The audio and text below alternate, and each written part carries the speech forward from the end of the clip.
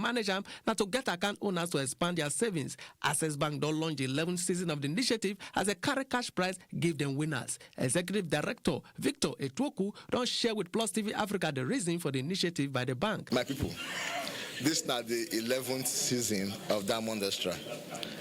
We don't do 10 years. 10 years don't pass. This is now year 11. Diamond Extra now the best banking product for Nigeria. This now product when you say as you they save, it they reward you, it they give you money, they give you better things. Today, we don't give some people when win salary for life. It means say Access Bank go they pay them 100,000 naira every month for the next 20 years. The special thing when they do be say then get Diamond Extra. They come Access Bank, they open Diamond Extra. Some of them get their accounts for the past 10 years. But you know, say once you did for Diamond Extra, your life done better. The only thing when we need for Diamond Extra and say you go open the account with minimum of 5,000 naira. The money when we don't give out, when Diamond Extra don't give 59 million naira. Winners of the raffle draw when be say they don't save minimum of 5,000 naira, cause they rewarded with 500,000 naira. Some other people could be 1 million naira. Others shopulate 100,000 naira, and this will go happen every month for the next 5 years. I did here for my mom, for my mama, Mrs. Nena Chuku. She just wins salary for life. 100,000 naira every month for the next 20 years. Now housewife. So this na dream come true. Na better dollar for us. This one just happened like that. Maybe now we go begin the plan what we go do with the money, but for now she go just enjoy herself. She don't try. And some people go stitch up 100,000 naira for the next 20 years. Other prizes include grant for school, rent advance for 1 whole year, and others. Plus TV Africa follows some of the beneficiaries there, you know. Like 6 years now, I use this account, but I'm very happy to see this thing.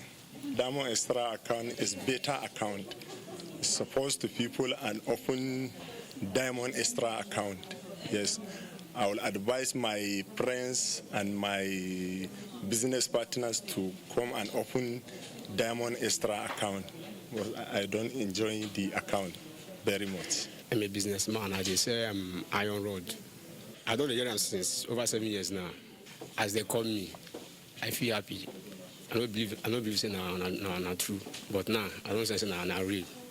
Make them go open an account. Now we not get to tell anybody to go and open an account, Diamond Extra account. So make them benefit. They can see say na true, say no be scam.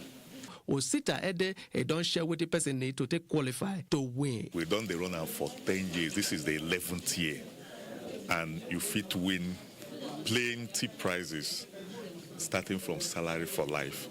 The person who wins salary for life could get 100,000 every month for 20 good years. The way to get involved now to open account, open Diamond Extra account. It has to be Diamond Extra. And you fit open them for any Access Bank branch. You go open Diamond Extra. Once you open them, you make sure say you begin save. Immediately your money reach 5,000, you don't get one ticket for the draw. Would they do the draw every month? Every month draw they happen. So if you get 5,000, now you say you get one ticket. If you get 10,000, you get 2 tickets. If you get 15,000, you get 3 tickets. Now so you be. And you know say for waiting be draw, if you get more tickets, then you say you get more chances to win.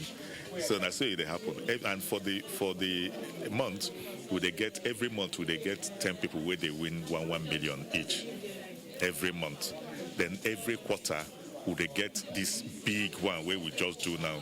And this one, would they get 1,016 winners. For Plus TV Africa, Promise Nehru.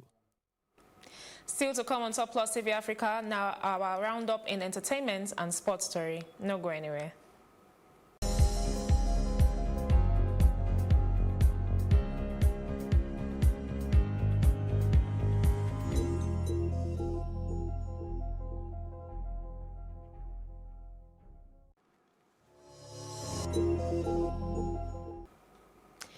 Nollywood actress Tonto Dike don sign one 100 million naira brand ambassadorial deal with one Obonga cosmetic company.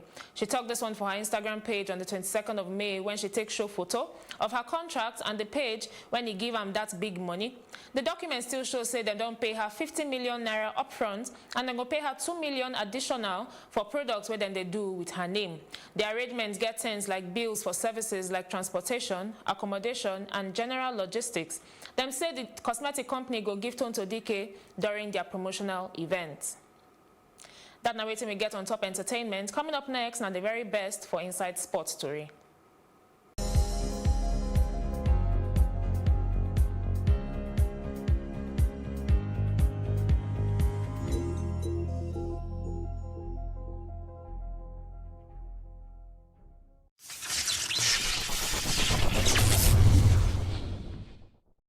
The president of the International Olympic Committee, Thomas Bach, don't talk the matter of the IOCs.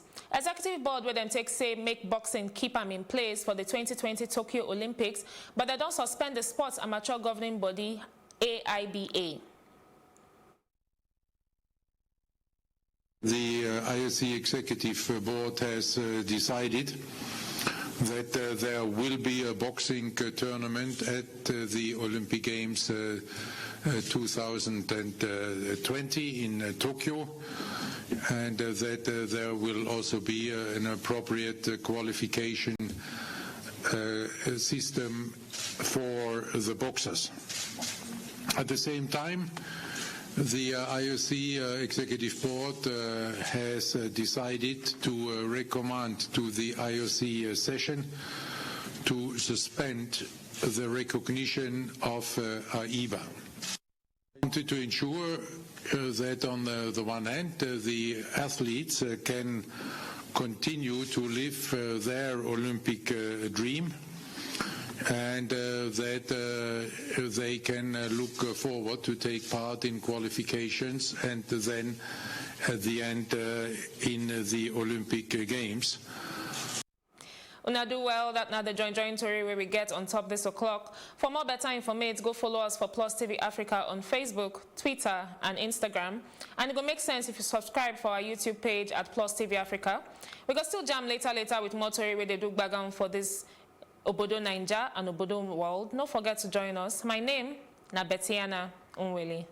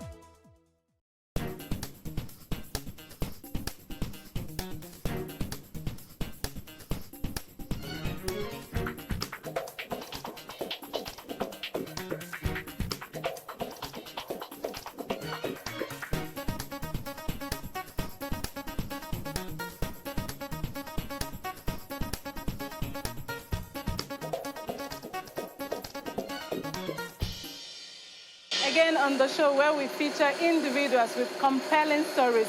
Stories you will consider not the regular, not the usual, not also the normal day-to-day life stories. We are here to see female carpenter, Bugo. But first, safety measures.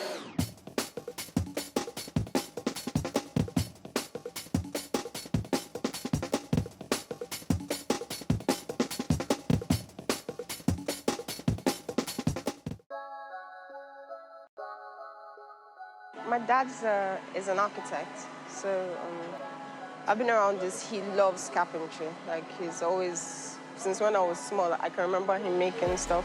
So I will be around it, and then, of course, they will chase us back inside the house. They don't want nails to enter our legs. And he was more interested in the boys coming in, but that never happened. I have 3 brothers, and none of them are interested at all. Yeah, so he was more interested in that, but that didn't work out. My mom was very adamant about we had to go to school, we had to finish school, we had to go to college, we had to finish college. So I went to medical school, I finished very well. I graduated with merits from Lutz. Yeah, so. And then after, I said I wanted to come into this. And of course, they were not so keen on it. But, you know, like, you have to come and prove your worth. And people think I just manage, which is not the case. As you can see, I am part of. If you do not know how to do it, you cannot tell them what to do. So they will tell you that what would normally take 30 minutes will take 2 days, and you'll be looking at them thinking that that's it, but that's not it. So I do it. I know almost every aspect of this now. I even take classes in the morning. I'm teaching people how to do this. So yeah. So that was how it started. This is 5 years now. And I think I'm doing a really good job. I still do consultations sometimes with some of my colleagues, but apart from that, this is what I do. This is what I enjoy doing. You see, look at me, I'm fit. Like, it keeps me fit, so I'm happy about that. But stereotypes. When I started, it was very hard. I was arrogant in the sense that, you know, I'm just coming from medical school. I know exactly what I'm talking about. Let me do this. But you would think that it is the artisans or the uneducated people that are my problem. No, I would go to see clients, highly educated, and they would look down like, this is a girl. What is she saying? What can she tell me about this? No. So I learned in the beginning that even when I'm going for meetings, I have to take men with me. So I could be telling these clients that this is how we're going to do it. He'll be looking at the man, I'm saying, so this is how I go. I didn't mind as far as I was getting the money, right? That's the most important thing. But with time, your work tends to speak for you. And then when they finally see the face, after they've gotten, you know, like 3-4 job friends, they don't really mind anymore because, you know, your work is good and it speaks for you. So that was a major challenge. I lost half my staff at least when I started because nobody wants to take commands from her. There's a difference between an older woman with kids and they're saying, my friend, do that, you know, but when you're young and you're saying, my friend, do that, and these are people that are not used to it, so it's our culture. Yeah, so so I lost them. I said, it's either you do exactly what I say, you get out. And yeah, I actually lost. So we started rebuilding after that, and since then I've had great workers. I have, you know, you have some bad ones, but then, you know, filter. So that was another challenge, getting good staff. Girls want to come and work, which is great. I encourage it, I love it. But then I noticed that when I hire women, in the beginning, you see the men, no, don't carry, I will help you. No, I'm not paying her for you to help her. But after a while, of course, you saw some women there. So after a while, they started doing it by themselves. So I encourage women to come. I love when I see women doing these things. And you still look good even after, because please, this is not how I look, you know. After this, I clean up really nice. You still look good after. So it doesn't show. It keeps you fit, keeps you healthy, you're happy. Yeah, so we've gone through ups and downs, you know, the lights issue, everybody is facing that, of course. And our factory runs on diesel every day, so you can imagine how much we spend. But apart from that, you know, we're going up, so I'm happy. So 5 years. I've gained experience, I've gained humility, yes. I've gained muscle mass, I've gained strength. Of course, we've grown so much. We're selling a whole lot more. I have gained knowledge in the sense that I can now teach others what I know. 5 years of experience is a lot, especially when you're hands-on. I'm still learning from him, you know, and it's a struggle. I have gained tact. Tact in the sense that I know better how to deal with people. You know, I don't talk down to anyone, I don't talk up to anyone. I can deal with artisans, I can deal with executives, everybody at the same level. So yeah, we've gained so much. I'm happy on the journey. It's tiring. There are days that I do not want to do this, honestly, but I'm up at 6 a.m. every morning. I am. Drag myself out of bed, come and do this. And then it's not just this. If it's just this, I'm happy. Because this, I can do it, and I'm listening to music, I'm there. But then you have to deal with the managerial aspect. You have to deal with human beings. You have to deal with clients. And I love my clients, but you know, some clients are very difficult. You have to deal with Lagos State, tax. So yeah, when you deal with all this, you have to try not to get hardened. Because that is the next thing, especially as a woman. You get so hard, you're angry, you're coming to work, you're like, but you have to still maintain your femininity. You have to be happy. You have to find happiness even in what you're doing. You have to come and start joking with your workers, even when they've got you so upset, you do. So yeah, I've gained all this. I'm still learning, don't get me wrong. There are some days I still come out angry, but I won't trade this for anything else. At first, it was hard. It was hard to balance both. It was very hard because I found this hard to just detach from work and focus on either relaxing or hanging out with friends, or I enjoy reading a lot, like reading books. So then I was focused on building, and the process of building, especially when you're just starting, is always very taxing. So I could break down for like a week and I would still be working, I would be sick, my temperature would be, it was bad. But I'll still be working because I felt, this is what everybody should do in order for them to, succeed in life. So yeah. But then I had good friends. My family is amazing. We fight, yes, as all families do, but they're amazing people. Like they would force you to relax. My sister used to seize my phone because, I'm on my phone thinking, how are we selling on Konga really well? She would seize my phone. She would be like, no. They will hide my phones from me. My friends would come, force me to take a shower, force me to dress up and go out. And then they will hold my phones because I had to, just be in the moment, have good conversation and relax. And, at that point, I thought I was wasting my time. I'm like, why am I here? I'm not making money doing this. I'm not growing doing this. Why am I here? But then I noticed when you go through that process of relaxation, when you come back to work, you are 100 times more productive. You are freer, you're calmer, you can think clearer. I try to balance it now. So in the beginning it was hard, but now I take 2 trips every year, by God's grace, So by God's grace, I take 2 trips. And on the trips, I am fully off work. I don't care if something has blown here. When I come back, we'll deal with it.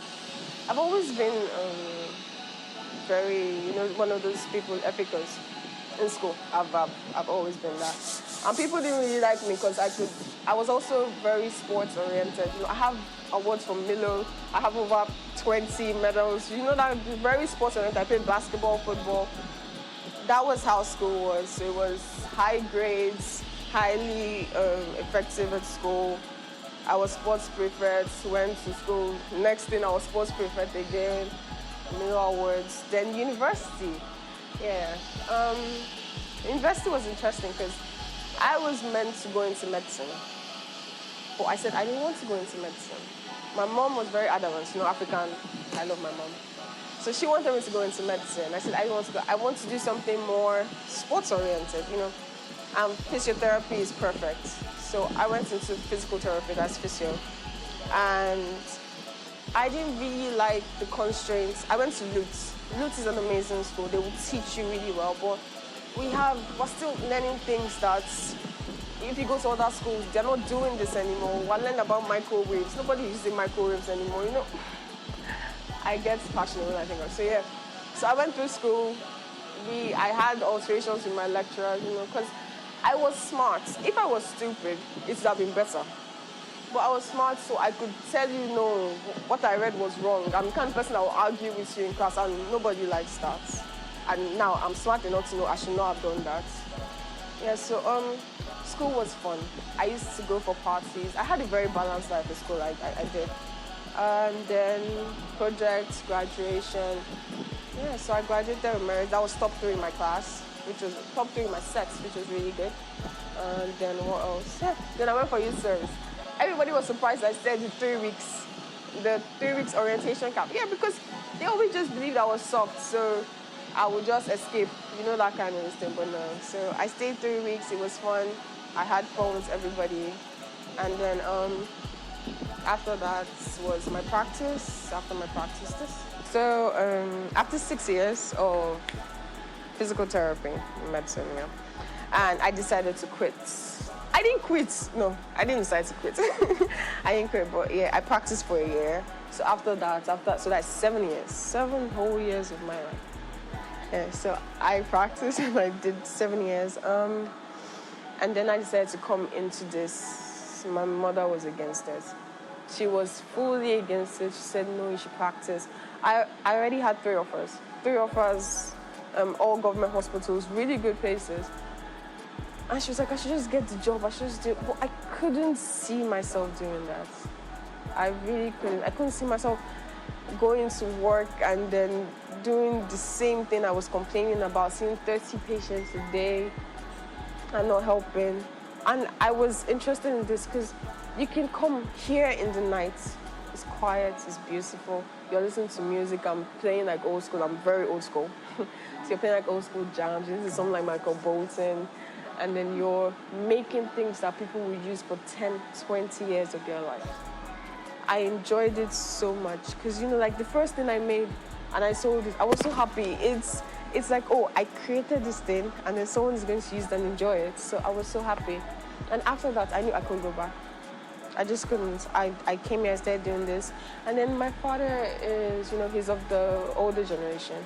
So they didn't understand social media. They didn't understand that nobody goes to stores anymore. So, of course, it was me. And then my brother came into this, that is Olisa. He came in and we started setting up social media. We started setting up Conga. So we were selling, you know, consistently. And then they were so excited. Like, oh, okay, maybe you guys can come in now. Like, okay, like, you know. Yeah, so we were selling and then we came in. And we are doing really well. So, yeah. So even though my mother was against it, now that she sees, she's like, yeah, Bubo, so how is, everything's good? I said, no, didn't you just travel? Everything is going fine. Yeah, so yeah. And we're growing and we're getting better. And please, I am a Christian, so, you know, I'm very adamant about that. Christianity has taught me so much, not in the sense of religion, in the sense of getting closer to God. So every time even before this, I pray. I want to say the right things, not just for me to look good, but for me to help somebody or touch somebody out there. So I'm very adamant about praying before meetings. You know, I could just be walking and I'll be talking to myself and I'm speaking in tongues. So yeah, okay. So this was one of the first things I made. This is, of course, this is not the original one, but yeah. So this is the Jella series. We name all our products. Yeah, like we named them, you know, Jella, Montag, whatever name. So this is the Jella series. I was so excited because it was very simple. We sell this for 7,000. So it's cheap. Okay, or, you know, pretty affordable, yeah. So we've sold over 100 of this. So just imagine you made this and you sold over 100. I was really happy. I even made like a video on how normal people could make it. And everybody was so excited, like, oh, okay, I'll try it. Of course, I'm sure most people didn't try it, but I'm happy they rather buy from us, yeah, so. Yes, I was excited about this. This was good. Because we're trying to make our furniture more affordable. We tell people that, oh, our furniture lasts 20, 30 years. Most people in our generation are not interested in that. They want something that they will change every 5 years. So this will still last 20, 30 years, and it was still very affordable. So I was really happy about this. So this was my first one. You follow your passion. If you have because a lot of people nowadays, a lot of young people study to please their parents. They study courses to please their parents. They study courses that are popular. But when you find what gives you joy, follow it. I have a son who is into baking and he's studying engineering. So it's normally a conflict. Normally, I would have said, let him leave his engineering and concentrate fully on baking. But as I said, passion is not gender-based. I won't say I wish you were a boy, but I'm happy. I'm very happy. It gives me joy. Just looking back, seeing her handle things, doing things, some things I cannot even do. Okay, so I'm a carpenter, and I love it.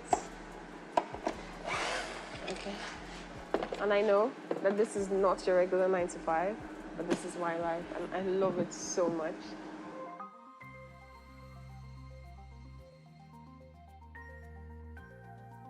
And still here on the show, we bring you the story of Omozo Ehige, who left the world of banking, safe and secured job for what she learned how to do as a child and grew into as second nature, hairstyling precisely. Today, with her other sisters, All Naturals is born.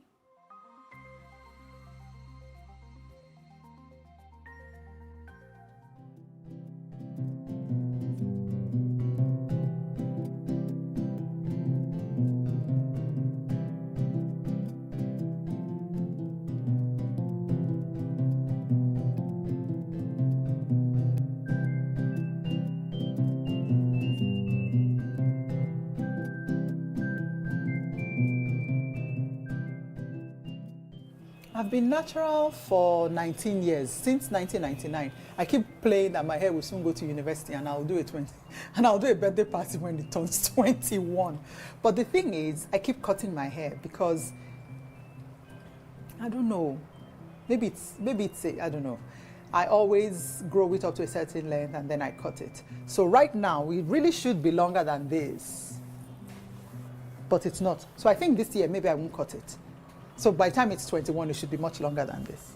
All Naturals was started in 2009 as a blog by 3 sisters who all had natural hair and were in all their different spheres of life. So we were answering questions on how to care for our natural hair, how to care for the natural hair of our daughters, because my older sister has 2 daughters with natural hair as well. And the salon started in 2013. Most people think All Naturals started in 2013, but no, it started as a blog in 2009. All Naturals is actually derived from the O sisters. My sisters and I were popularly known as the O sisters because all our names begin with O. And so we have natural hair. So it just progressed naturally to O Naturals. I started off in financial services. I started working in a cash office, and from there I went into working in a cooperative. I went into private banking, and then I went full-time into All Naturals. However, while I was in my financial services career, I was still working as a professional hairstylist on the side. And in 2009, I now went into professional hairstyling of natural hair. At the time, natural hair wasn't a big deal. There weren't many schools teaching stylists how to care for natural hair. And a lot has changed now. So I was in banking, I was in financial services for about 18 years before I transitioned fully to working with All Naturals. So I left the financial services industry in 2015, January 2015, and have been working with All Naturals since then. And I left after 18 years because it was time. It was time. All Naturals needed a lot of attention at the time for the organization to be able to grow to what it is now. We are not where we want to be. We still have a lot to do, but I wouldn't have been able to grow the business from where it was in 2015 to where it is now if I had been working simultaneously at another organization. I went into natural hair care because my younger sister went natural. And I was a professional hairstylist at the time, so I was helping her care for her natural hair. At the time, there wasn't much information about natural hair, so really we were doing trial and error. And we would ask my mom questions about different products. And my mom would tell us about coconut oil, ori, which is shea butter now, which the world knows as shea butter. So that was what we were using, and I would weave her hair, I would style it differently. We used thread and those kind of things. And as I was doing that, she was getting a lot of compliments, a lot of questions outside, asking her, who did your hair? How did you take care of your hair? And she would direct them to me. I was working at a salon at the time. So after working at the salon during the day, I would be answering questions. People would be at my house. I would go doing mobile hair styling for various people. So there was a need. There really was a need. And we felt that we had the capacity to solve that problem and to meet that need. And that was how we decided to go into natural hair. I had some apprehension before leaving financial services completely, before leaving paid employment completely. I was afraid, I was unsure. Should I even say I was confused? But I was not, I will say this, I didn't have any doubts that All Naturals would succeed. I don't know if those two contradict each other.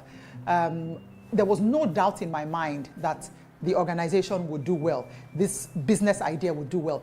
But my concern was, okay, so you will now leave banking and then you will be doing a job that you don't know how frequently you're going to get paid. You don't know when you'll get paid. A customer is going to come. You have no idea. So that apprehension was there. That fear was there. Will natural hair, will a salon that cares for strictly natural hair succeed? And I guess, well, like I said, in 2015, ending of 2014, November, a good friend of mine told me that I should write my resignation and prepare to move into focusing on my business so that my business would grow. So I wrote that resignation in in September, handed it in November, and actually left in 2015. So there wasn't really, I had always been in there. So my heart had always been in there. So there wasn't really a definite time where I said, okay, I'm going to do hair now and I'm not going to do financial services. And to be fair, I still have some dabbles in financial services now. The initial challenges for setting up Au Naturals, honestly, nobody will lie, would be, first of all, us, the ones who came up with the idea. Just, I guess, encouraging ourselves to go ahead to do it. My older sister is a medical doctor. My younger sister is a writer. I was in financial services. So we had careers in different areas. So we were really our first challenge, kind of believing our own vision and putting our vision into putting it down on paper and sharing it with other people. So that was one of the challenges. Another challenge was, of course, finding a space. Where are we going to set up the salon and all of that? The best moment so far in my career has been expanding the business to where it is now. We've expanded from 4 chairs to 14 chairs. And in my mind, I think that's growth.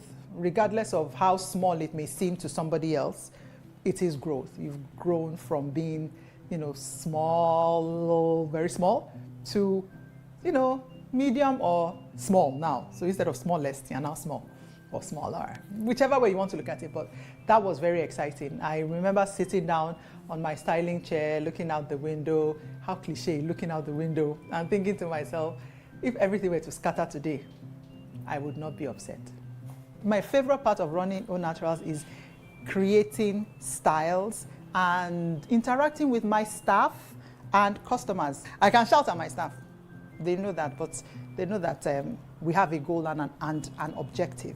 So it works out well. This most requested hairstyle in the salon, I think right now, is combination. Typically, when we bring out a new hairstyle, a lot of people want to try the hairstyle out. A lot of people want to get it done and all of that. So right now, combination is our most popular hairstyle.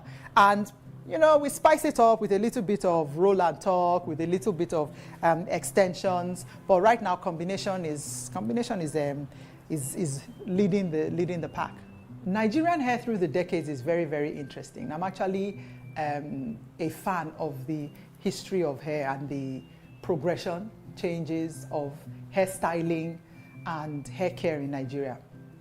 Some things may seem to have changed, but we still use ori, we still use coconut oil, we still use avocado to take care of our hair. Our grandmothers did it, our mothers did it, and we are doing it now. The styles for the different festivals, for the different events, weddings, childbirth, deaths, Oshobo festival, the hair styles at that festival alone is amazing. Even the Argungu festival. So hair in Nigeria is rich. We are trendsetters. We take from other places and we turn it around to make it ours. So much so that people think it originated from us here. The local techniques, rather indigenous techniques like threading, DD, we incorporate those even in our hairstyling today and even in Au Naturals. So it is rich, it is interesting, it's mesmerizing. And one thing about Nigerian women is we are bold when it comes to style, whether it's clothing, makeup, or hair. If I were to go back in time, I would do many things differently. First thing, I would not delay. We got the place, start. Just start. All the mental gymnastics and somersaulting doesn't get you anywhere, So I would start earlier. I would have started the natural hair salon earlier than we did, actually. And I would actually have written more things down, structured more,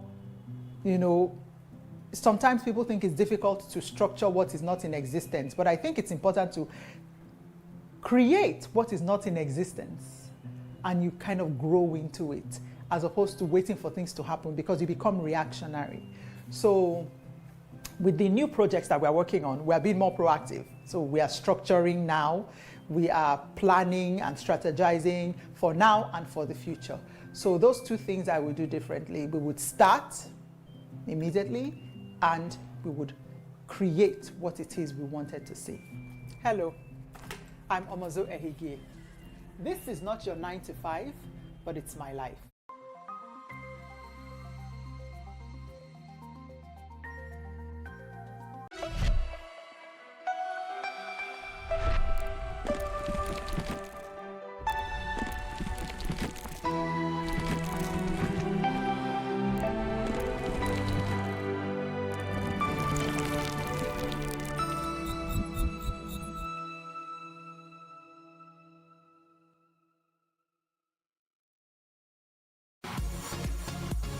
Best concert of your life? Don't just stay cool, stay refreshed with an ice-cold Coca-Cola. Pick your lane, solo or bigger board. Taste the feeling.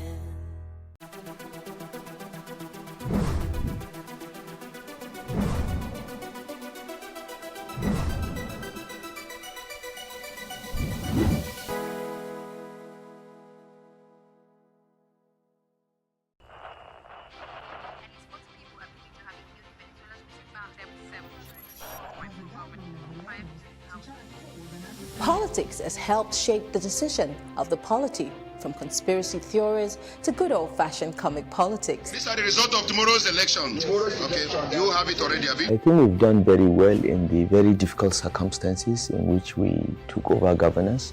Plus, politics will fill the polls of the country, from friends to frenemies, even strange bedfellows, to clones and stooges. We go beyond the rhetorics and the drama to analyze the story behind the story. Let everybody come and say. The perception in itself does more harm than actual corruption that you have. Plus politics, not just another political show. It's about putting you, the citizens, in the know.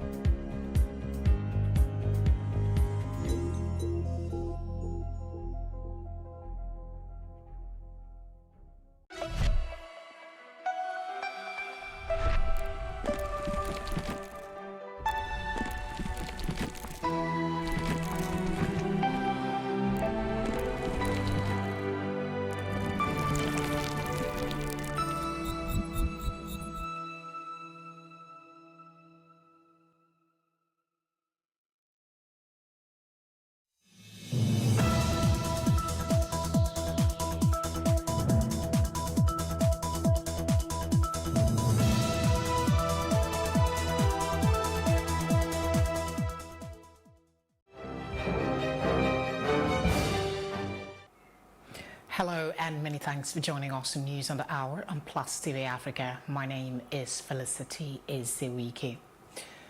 President Muhammadu Buhari on Thursday confirms the appointment of Muhammad Adamu as the Inspector General of Police. According to Buhari's aide on new media, Bashir Ahmed, Adamu's appointment was confirmed at the Police Council meeting which held at the State House. The meeting was presided over by President Buhari. The President on Thursday had summoned a meeting of the Police Council at the Presidential Villa, Abuja. The President had on January 15 appointed Adamu as acting IGP following the statutory retirement of Ibrahim Idris, the former IGP. Until his appointment, he was an Assistant Inspector General of Police serving at the National Institute for Policy and Strategic Studies, Kuru Jos, Plateau State. He is succeeding the former IGP Ibrahim Idris. Adamu Mohammed is from Nasarawa State. The Vice President Yemi Osinbajo on Thursday presided over the last National Economic Council meeting at the Presidential Villa in Aso Rock, Abuja.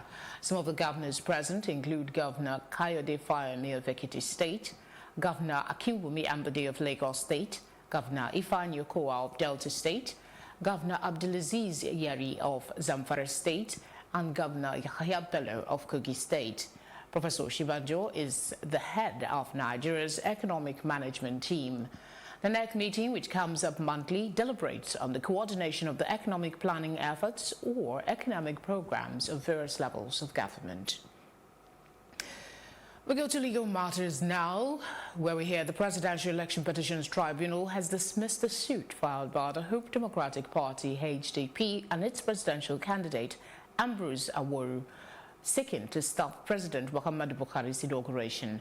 In a lead judgment delivered by Justice Joseph Ikechi, the tribunal dismissed the application for lacking merit. Respondents in the suit, which include the President, his party, the All Progressive Congress, and the Independent National Electoral Commission, all faulted the application and asked the tribunal to dismiss it for lacking merit.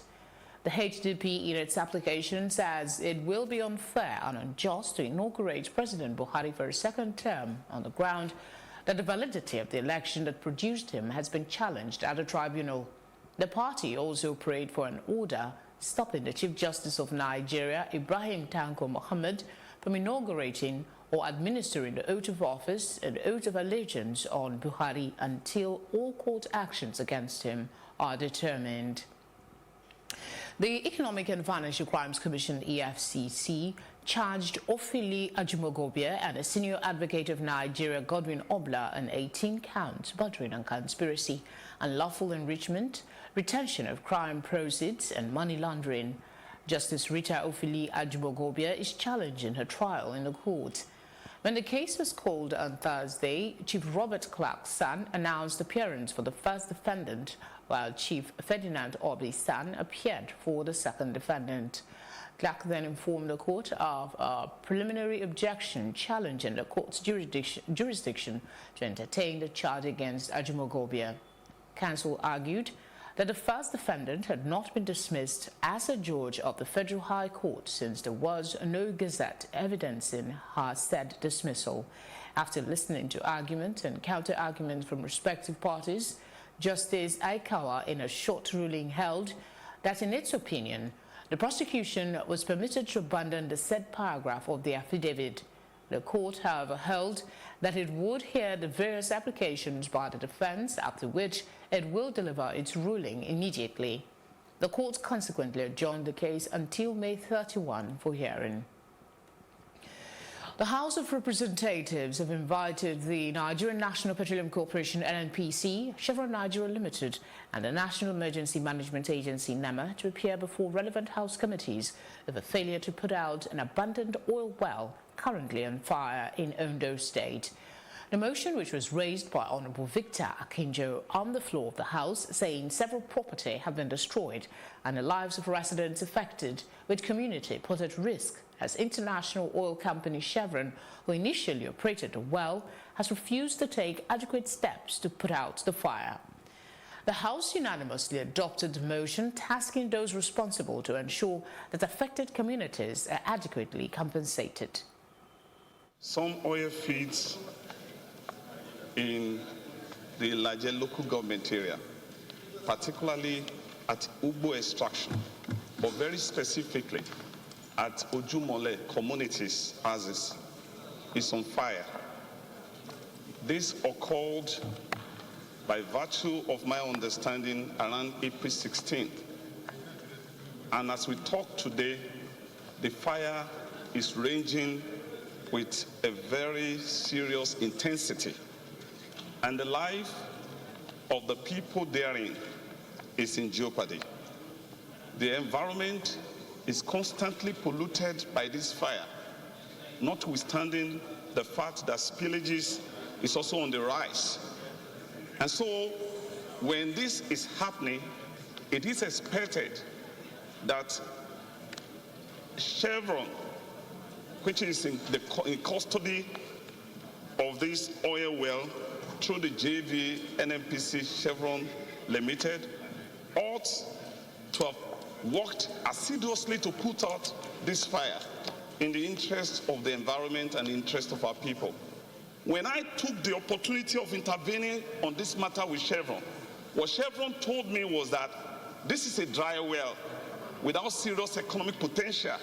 But how can a dry wells begin to catch fire and burning at a very terrible intensity? And of course, even if it is a dry well, it is a well that they are indirectly or directly drilling from, whether through lateral or horizontal drilling.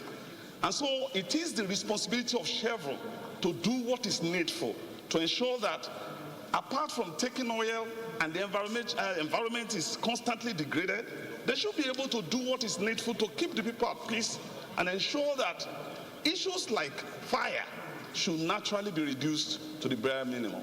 Mr. Speaker, honorable colleagues, be it a dry well or a barren well, whichever that well is, assuming that it was productive, it was producing and has become barren, what are the measures, steps taken to protect such a barren well from being a disaster point?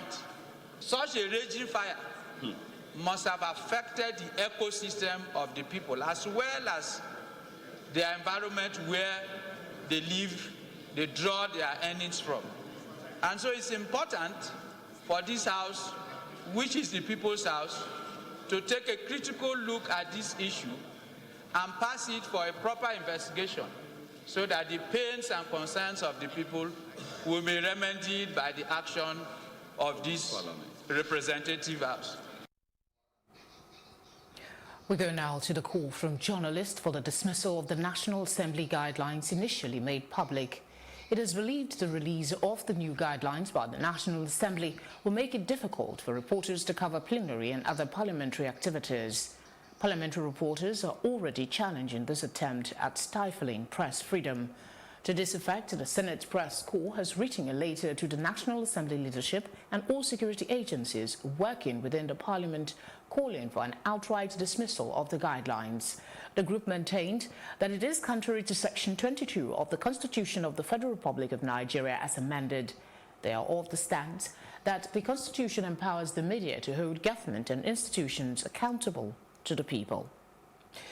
The Defense Space Administration has graduated its first set of space engineers in Abuja. The 52 graduating students with 41 military personnel were tasked to use their new skills to improve the current insecurity situation in the country. The Chief of Air Space, Major General E.G. White, while affirming his confidence on the graduates' capacity, says they will be incorporated into the design of spacecraft for the military. Science and technology is important for us because the gap between us and the developed countries has been widening technologically. And I am convinced, and I believe that that is the solution, that if we embrace space science and technology, we will bridge that gap very quickly. Because if you use space science and technology, you will now be in a position to do the most sophisticated levels of science and technology. And then you can quickly master those and then apply them to other sectors. Science and technology really is, today, the reality of the differences between the developing and the developed world. So, as our leaders and our people have recognized that this is the key element that makes a difference, we must all work very hard to make sure that the gap, which is widening today, really is gradually reduced and closed in the near future, because this is what will make our continent, our region, our countries, and beyond all that, our people in a much better position. The Academic Staff Union of Universities on Wednesday said that its members should not be held responsible if there is any disruption in the university system, as the federal government had not shown commitment to carrying out the 2019 Memorandum of Action. ASU National President Professor Biodun Ogunyemi stated this at a briefing in Abuja to give an update on the ongoing renegotiation with the government and to clear the air over the 25 billion naira confirmed by the Minister of Education Adamu Adamu to have been approved for universities. Ogunyemi said the 25 billion naira was meant to be a part payment of the earned academic allowances and should have been released between February 15 and 28, 2019 as agreed. But this was not done. ASU therefore called on all Nigerian patriots, parents and students, including the Nigeria Labour Congress, to prevail on the government to keep to the terms of the agreement. The news continues after the short break. To stay with us.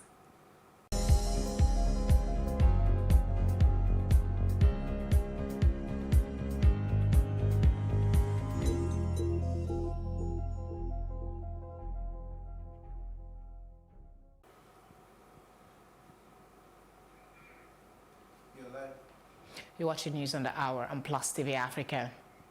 Malawian President Peter Mutharika has taken a 5% point lead over his main rival in this week's elections, according to figures released Thursday from 3/4 of polling stations. President Mutharika had 40.49% of the vote, while opposition leader Lazarus Chakwera had 35.44%, according to the ongoing count by the Malawi Electoral Commission.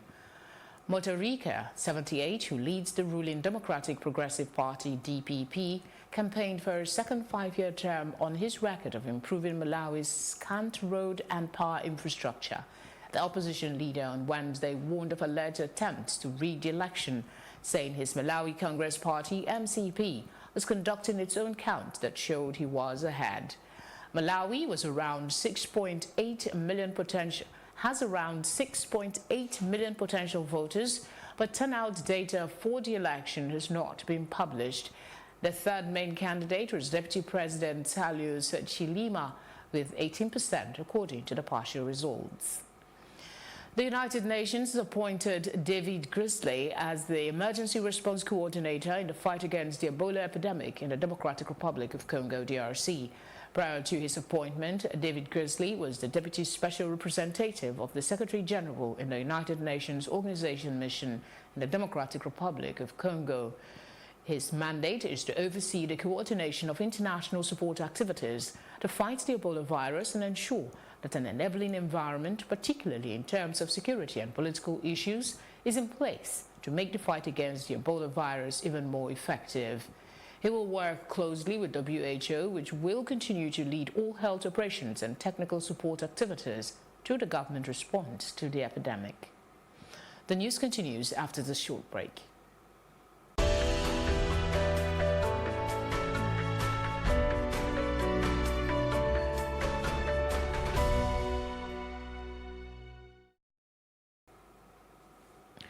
British lawmaker Emil Stride was appointed as the government's leader of the House of Commons on Thursday, replacing Andre Leadsom, who resigned in protest at Prime Minister Theresa May's Brexit strategy.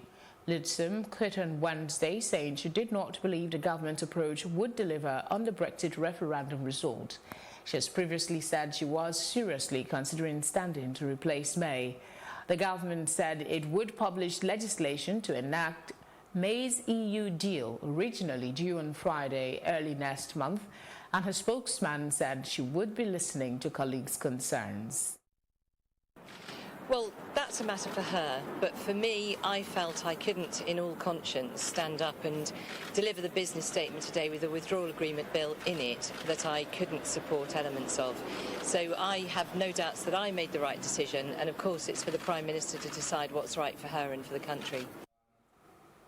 The head of the United Nations agency that supports Palestinian refugees hit back on Thursday at a U.S. proposal to have host countries take over the services it provides across the Middle East. The suggestion by U.S. Middle East envoy Jason Greenblatt at a UN Security Council meeting on Wednesday was the latest display of Washington's critical view of the agency that began operations in 1950. Formerly UNRWA's largest donor, the United States halted its funding to the agency in 2018, deeming its fiscal practices irredeemably flawed and heightening tensions between the Palestinians and U.S. President Donald Trump's administration. The mandate is not a question that is addressed by one or two individual member states of the General Assembly. It is a matter for the entire General Assembly. So that is a question that is anchored there. And therefore, I think Palestine refugees should remember that the mandate is protected in the General Assembly. And of course, we will engage with member states to ensure what we hope is a safe renewal of that mandate. Up next is our business news.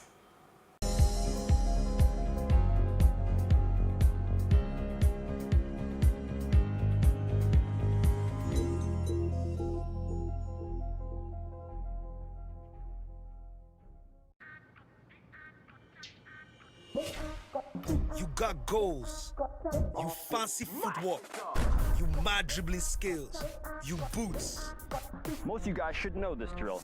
You leg over, you raise, you run them, you tip, you tear shot and boom. You football.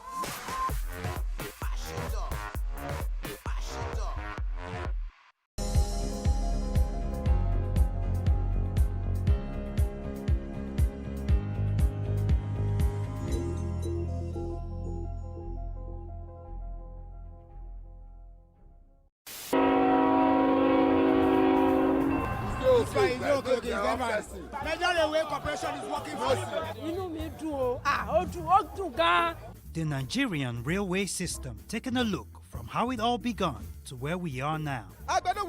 We're so much happy with President. You can see the level of construction works ongoing. You can see the mammoth crowd behind who have come out to cheer the delegation from the Ministry of Transportation. They are excited.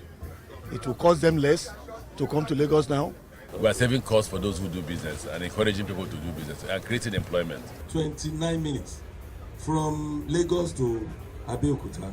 Amazing. Quite impressive. It's a massive project. So far, so content. I feel great. I'm excited. Premiering this Friday at 6:30 p.m. with a repeat broadcast at 9:30 p.m. on Plus TV Africa.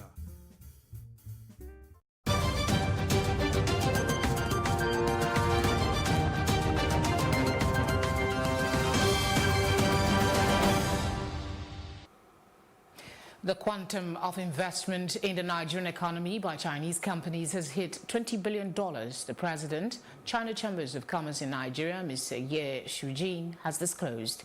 He explained that the 160 Chinese firms operating in the country had also employed over 200,000 Nigerians, noting that the companies were promoting what he called the people-to-people cultural diplomacy of the Belt and Road Initiative of the People's Republic of China in Nigeria. Speaking to journalists in Abuja, Shunjin, who is the managing director, China Joe Engineering Company, stated that his company, which was established in Nigeria in 1983, had offices in 30 states. He said that CGC, a construction firm, had faced and surmounted various challenges, adding that improved infrastructure development in the country, however, was encouraging many more Chinese businessmen and firms to invest in the economy. He said, I believe the Chinese investment in Nigeria now is about $20 billion, and we have employed over 200,000 Nigerians. Our workforce is 95% Nigerians. The CGC boss insisted that members of the Chinese Chamber of Commerce were held to the strictest standard in service delivery. Still ahead on Plus TV Africa News is our roundup on entertainment and sports.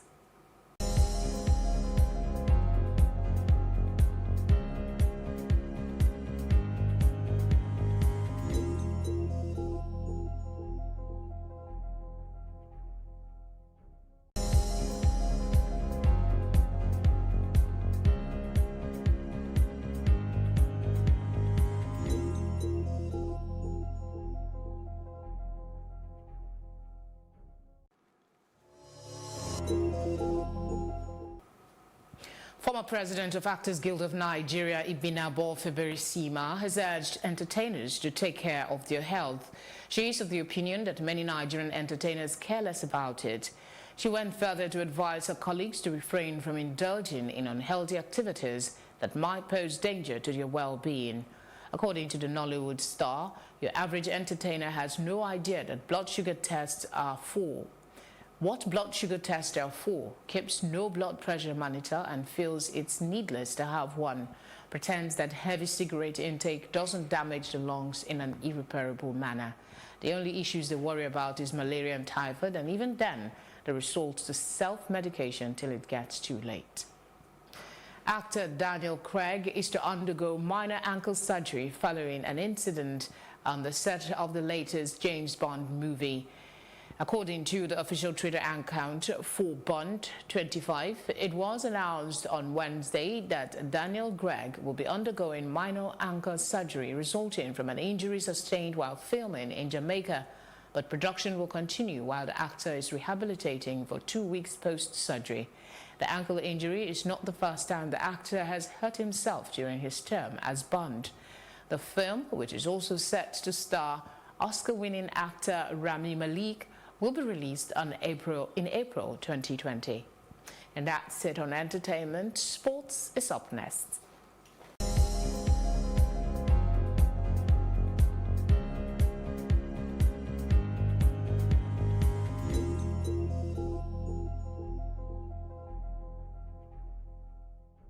Which kind of wire you gon' need to light up your life, eh? Oh man, the quality wire. Now which kind of cable you gon' need to light up your house, eh? Oh man, the quality cable. Coleman quality. Coleman wire. Coleman durable. Coleman cable. Coleman tank. Coleman cable for any kind of project. Coleman be the come and see. Come and be the Coleman won't light up your life. Come and be the come and see. Come and be the COLEMAN. Quality. Durable. Now come and be the Baba.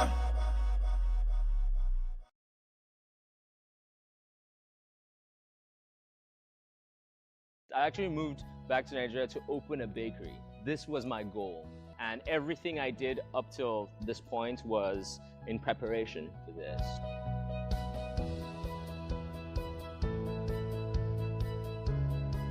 First of all, life was great because I moved in 2015 right before the recession, right? It was awesome. I was like, wow, there's so much money out here, man. The cost of overheads, power generation, water, you have to be your own local government. And there are no tax breaks. Many places where, where they realize the small business environment is difficult would offer some kind of tax breaks and incentives. We don't do that out here. We want you to come back. We want you to, to start businesses here, but we're not going to do anything to help you. All my experiences in the past have led me ultimately to where I am now.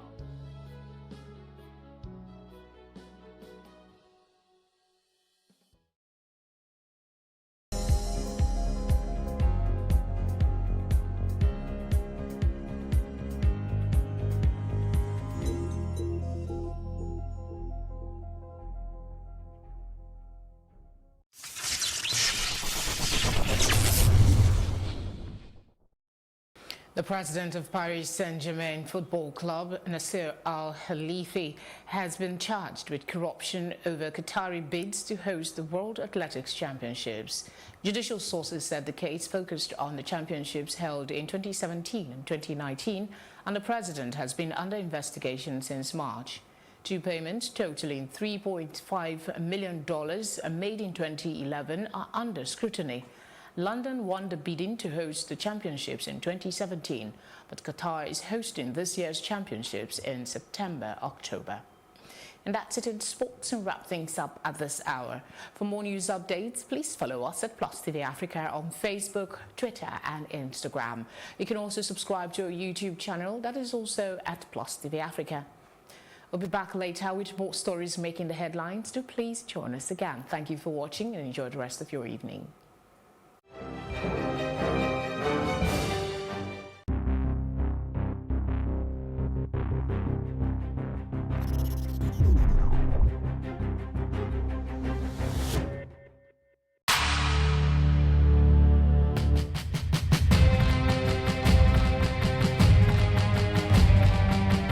after he had shot, he now said, "Where is the money?"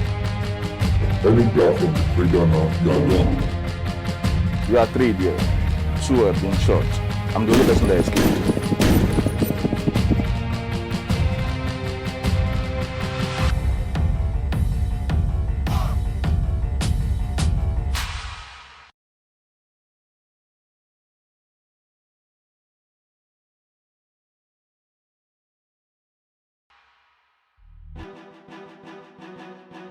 Some say there is no balance in life if there is no good and evil, light, darkness, victim, attacker. Speaking of victim and attacker, have you ever been a victim of a violent crime? Or even if you haven't, I'm sure you've heard stories or even seen movies that depict violence or reference of some sort. Statistically, one of the most common tools used in a crime is a firearm or gun, Glock, rifle, 9. Whatever you choose to call it, this tool is responsible for majority of the violent crimes in the world. Just take a look at this statistic from the Nigeria Data Portal. You can see straight away the impact of gun crime around the world. Fortunately, Nigeria does not make this list, but this doesn't stop what happens underground.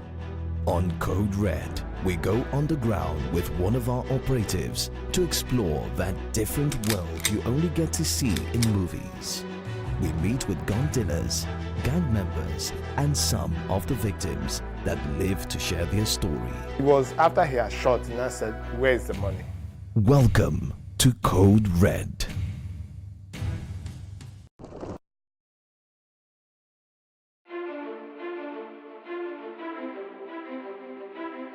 That is how we get looped into a cycle of insanity, repeating the same thing and expecting a different result. That cycle of failure is unsustainable and it has to end now. Perfection Train is back. They take us to the bush and start asking us to call our people to send money. What can be done as an intervention for them right now to stop abuse of all children?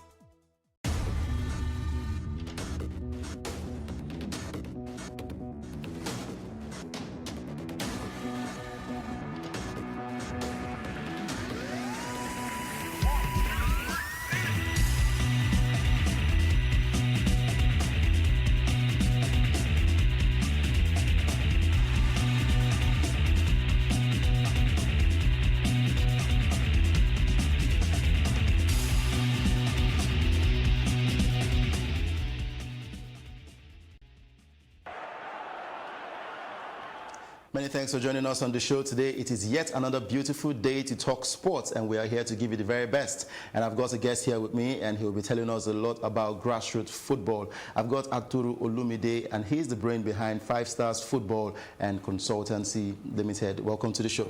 Thank you so much, Udoka. All right, before we go on to talk about grassroots football, let us see a few stories breaking in the world of sports. And first of all, for the Olympic Games, the president of the International Olympic Committee, Thomas Bach, has disclosed that the IOC's executive board has recommended that boxing should keep its place at the 2020 Tokyo Olympics, but the sport's amateur governing body, IBA, should be suspended.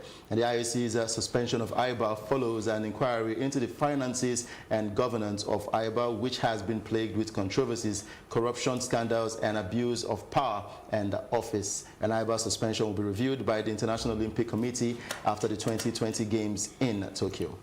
The IOC Executive Board has decided that there will be a boxing tournament at the Olympic Games 2020 in Tokyo, and that there will also be an appropriate qualification system for the boxers.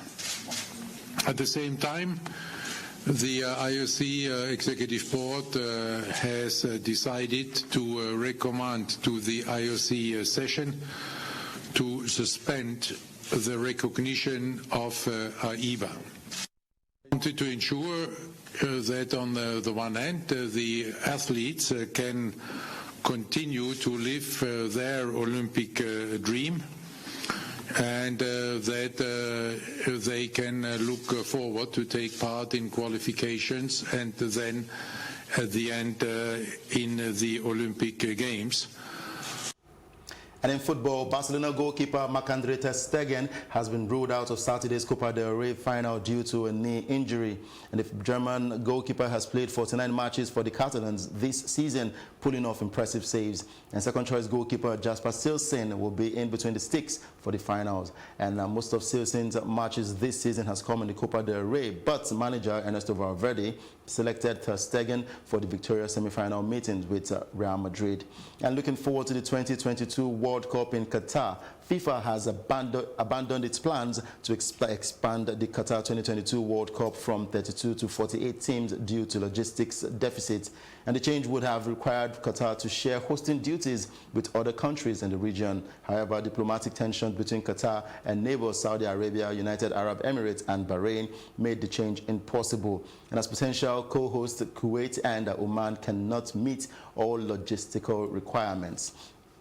And I'm moving straight to grassroots football now. Like we told you earlier, we have a guest in the studio. We'll be talking about grassroots football. So let's quickly take a break. And there was a competition that was held time back, and some of the players, participants, and parents and coaches had a lot to say about the grassroots competition, and looking forward to the next one.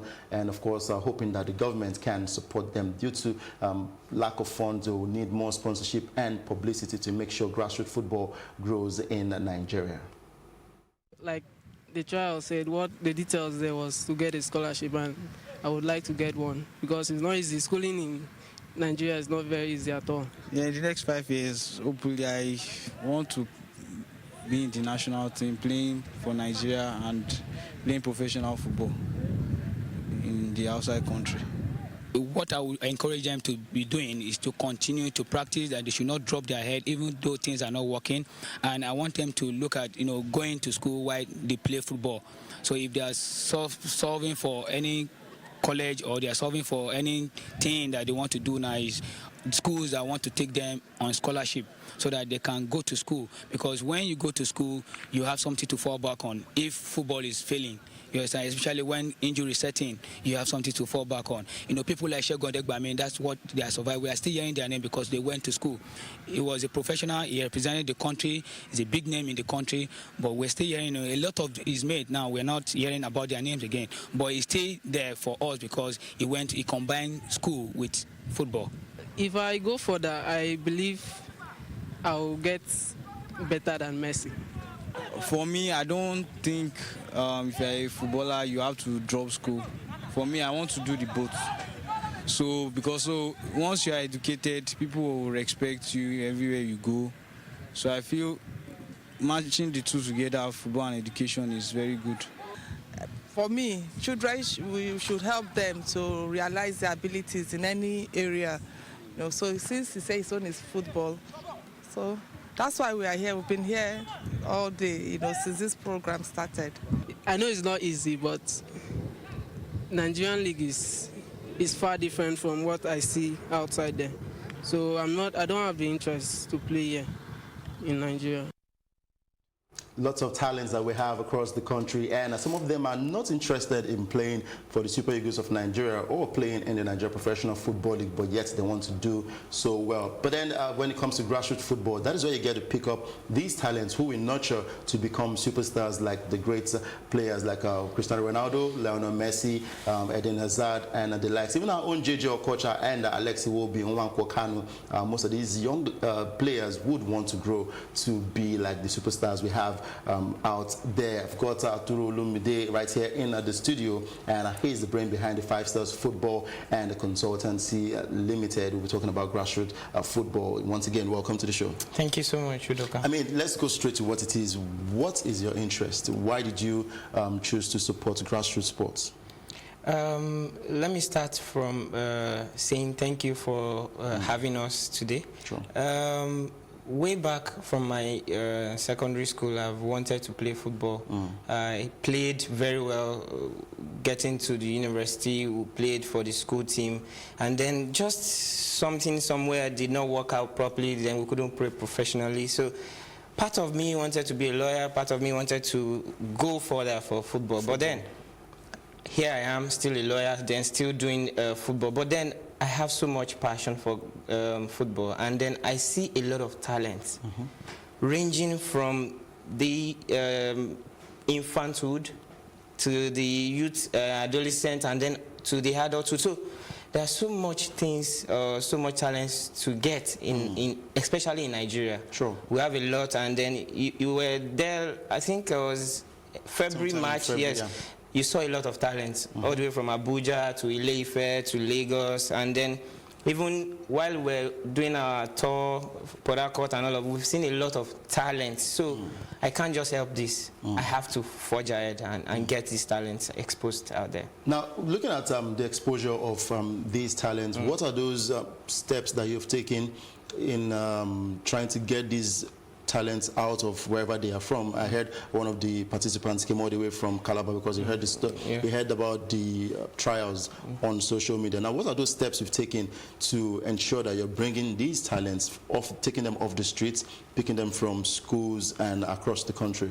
Okay, part of those things that we actually engaged in was, like you mentioned, social media, and then also because we're part of a facility in Abuja where people come to play football regularly. So he gave us a huge benefit to actually get a lot of talent together. So from there we started getting football players together, and then that's why we would not stop.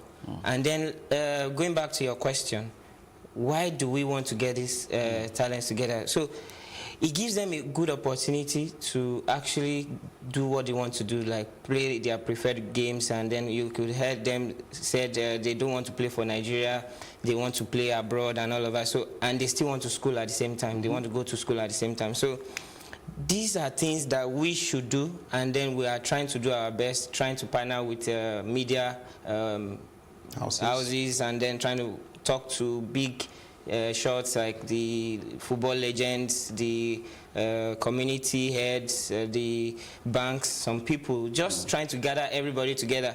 It's really hard getting people to support this initiative, but I know that Rome was not built a day, so we will not stop here. Very true. And I know you've hosted a couple of competitions here and there, both in Lagos and Abuja. Can you put us through what happened in Abuja about, I think it was about the Abuja Club Cup? Yeah, that was November 2018. So we had a competition for hospitality industries, and then they play football, and then it was really nice. They liked it. Some of them had branches in Lagos and other sociable cities in Nigeria. So we're like, okay, let's just do this across the country. So he metamorphosed into a nationwide tour. After Abuja, we were in Lagos, February. And then after Lagos, we went to Port Harcourt, May. And then we are going to Ibadan, July.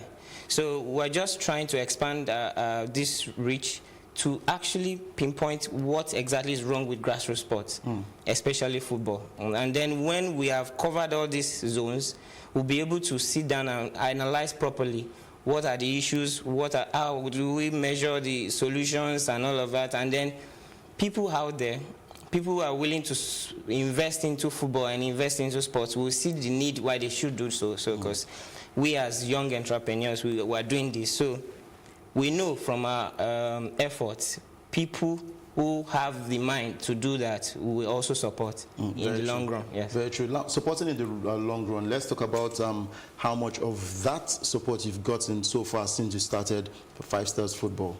I know it's difficult, but I think we should still talk about it. Okay, I sighed. But the thing is, support has come it's been so minute. I won't lie to you. The sports sector is really, they are really nonchalant about growing grassroots sports, and that's why we are here. That's why we are here today. That's why we can't have a complete archery, where we just know that there are players here. all you need to do is just to, maybe we want to prepare for the World Cup, we want to prepare for some games. You just know that there's a particular archery everywhere, not just us as a company, other people. We can spread this across the continent, across the nation. So when we have these kind of initiatives, these are pat on the back to like tell them that, okay, look, we have this. You don't need to hurry and do a lot of stress when we already have something on ground. Yeah, so support. It's not been enough, honestly. It's been little, but thanks to people who have actually contributed, some foundations like the Kick Foundation, the Osasui Binedion Show Foundation, and then some few individuals, some brands that are just trying to see, oh, let's see. But the thing is, again, people have started this kind of initiatives and they stopped. So I wouldn't blame big brands or multinational companies why they are still staying behind to see, okay, let's see how far they can go and see, because sometimes we wrote to La Liga and all of that. So we are still working on different mechanisms to actually make sure that we get more funding to make it better. Because, of course, without money, we can't do a lot. Very true. Now, looking at what you've done so far, we know you didn't. You have a team that you work with, a couple of coaches, referees, and all that.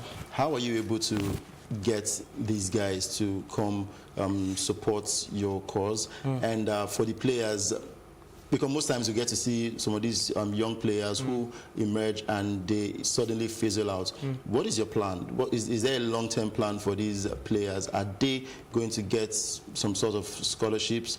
Would they be enrolled into the national team and all that? What's the future plan? Okay, let me start from the issue of coaches getting to buy into the project. You know, football is an emotional game. People get passionate about it, and then that's the same passion they shared to actually support us. We have no money to pay them at the moment, but then they've shown a lot of support. And then talking about offering opportunities, of course, football, it's a medium of getting to where you want to be. So just take a look at Cristiano Ronaldo, Messi, and the like. So now we are doing what is right. We just need more support. And then when I say support, it doesn't matter how little, you know, just moral support, financial support, material support. Like we have a football team. We just started a small football team, and then some young guys of 18 years, 19 years, and then there's this Neymar Junior Red Bull competition played in Abuja. So and then the team won. These are players they've never been to Lagos. Now they have an opportunity to play in the national finals in Lagos. And if they win, they go represent Nigeria and Brazil. So these are the kind of things that we want to do. And then exposing these players out there. Who knows, when they get to Brazil, they get scouted people, they get other teams. You know, there are a lot of opportunities in football. So with more participation, both from the other side when it comes to support, and then the passionate ones merge together, will give us the perfect fusion. Okay, there's the Pension Games 2019. Can you quickly put us through? I think it's coming up around June. June 22nd and June 23rd. So it's the 4th edition. We've been doing it for the pension industry. That's the Sigma, Legacy, National Pension Commission, and the like. So it's not been easy, but we were getting there. This is the 4th edition, like I said. And then it's a kind of bonding game. We do not only do for teenagers who wants to get scouted and all of that. We also do for older people who used to play football before, who used to do other games, but now they are working. They don't have enough time to do, but we want to bring back that memory in them, make them fit. And then now this leads to work and labor productivity. So it gives them that, you know, when you are fit, physically, you will also be fit mentally. So even while working in their various offices, they work better. Yeah, so they enjoyed it, and now we have the 4th edition. It's going to be massive, and it's holding in Abuja. Yes. Okay, holding in Abuja. And lastly, we know some of these young talents. Some of them have this notion that for you to play football, probably you have to drop out of school. It's quite difficult for you to balance education and sports. But from your academy, I've seen that most of these guys still want to go to school and be able to combine it with football. Yeah, so going to school is really important, because I would not be here trying to advocate for them if I did not go to school, you know. I have 2 degrees, and then it's really important to combine education with what you want to do. Sure. You know, so when you know what you want to do, and you have the technical know-how, that's education, and then it gets better, as opposed to you not educated at all. So this experience that we have, that is what we want to inculcate in them too, and they are really getting this, and then it will really help our country, our nation, and we will get there. Very true, we will get there, and there's nothing like you combining education and sports. Not just sports, every other thing you want to do, as long as education is part of it, it helps you go a long way. And of course, we don't have so much time on our side, but we're wishing you the very best in future competitions and the academy for it to grow better. Thank you so much. Hopefully that will be getting more support from government and the private sector, and of course I know grassroots football will definitely grow, and someday we will become the greatest when it comes to the world of sports across the world. I'm Udoka Njoku. Hope you enjoyed the show today. Plus Sports and Plus TV Africa. Do join us again for another interesting package that's tomorrow. Enjoy the rest of your day and keep it locked down to Plus TV Africa. Of course, we give you the best when it comes to TV programming.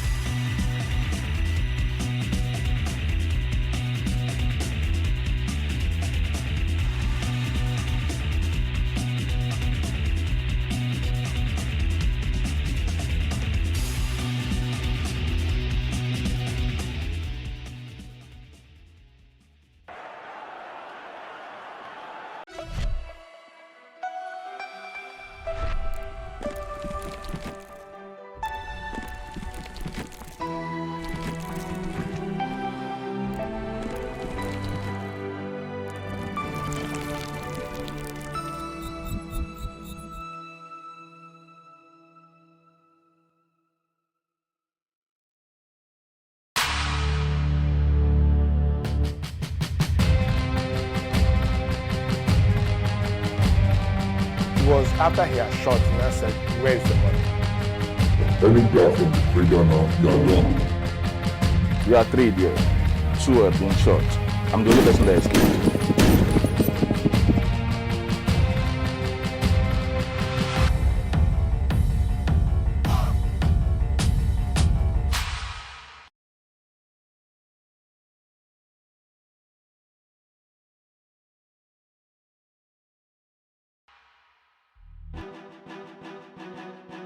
Some say there is no balance in life if there is no good and evil, light, darkness, victim, attacker.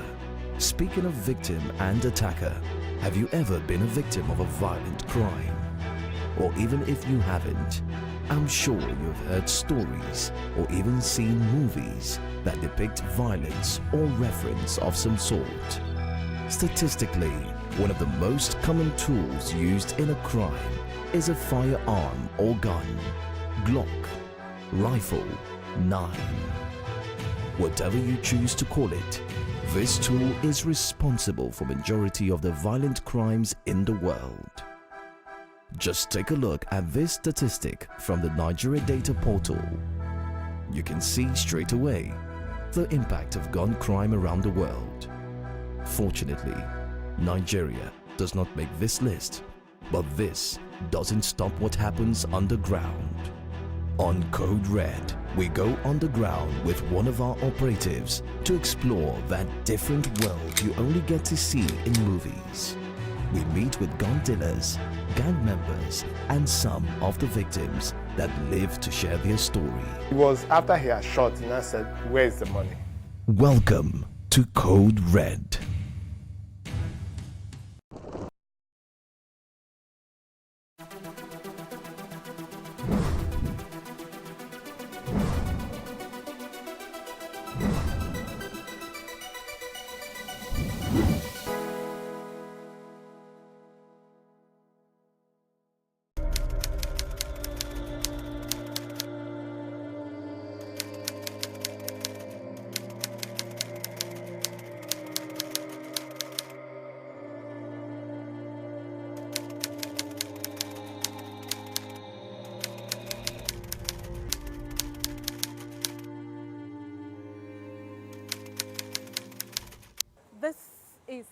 Ajegunle. And today we bring you the incredible story of Hapizu, crippled, but has not allowed his situation to cripple him. He tells me today his story of struggle, how he moved from Gombe to Kano, from Kano to Port Harcourt, and finally lands in Lagos. So this is where he stays. Oh, okay. Assalamu alaikum. Alaikum assalam.